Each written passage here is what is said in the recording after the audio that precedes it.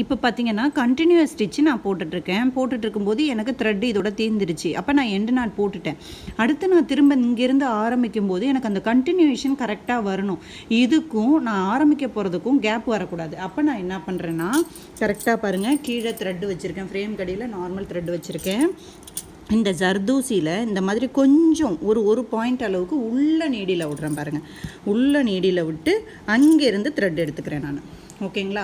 அப்போ அங்கேருந்து த்ரெட் எடுத்துகிட்டு அடுத்த கண்டினியூஸ் ஸ்டிச்சுக்கு நான் இந்த மாதிரி கொடுக்குறேன்.